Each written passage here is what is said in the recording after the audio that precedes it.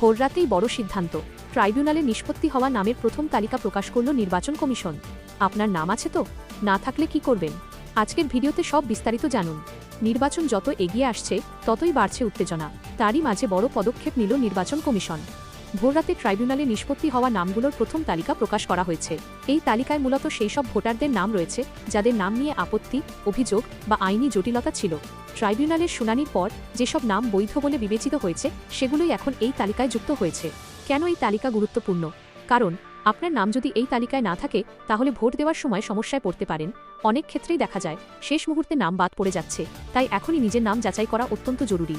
চলুন জেনে নিই কিভাবে খুব সহজে নিজের নাম চেক করবেন। 1. প্রথমে যান নির্বাচন কমিশনের অফিসিয়াল ওয়েবসাইটে। 2. সেখানে সার্চ ইউর নেম বা ফাইনাল ভোটার লিস্ট অপশনটি বেছে নিন।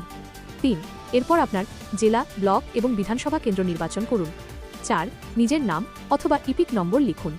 5. সাবমিট করলেই স্ক্রিনে চলে আসবে আপনার ভোটার তথ্য। নামের বানান সঠিকভাবে লিখুন না পেলে বিভিন্ন বানানে ট্রাই করে দেখুন। যদি আপনার নাম তালিকায় না থাকে তাহলে দেরি না করে এই কাজগুলো করুন। নিকটবর্তী ব্লক অফিস বা বিডিও অফিসে যোগাযোগ করুন। নির্বাচন অফিসে গিয়ে সংশ্লিষ্ট ফর্ম 6-7-8 ফিল আপ করুন, প্রয়োজনীয় ডকুমেন্ট জমা দিন।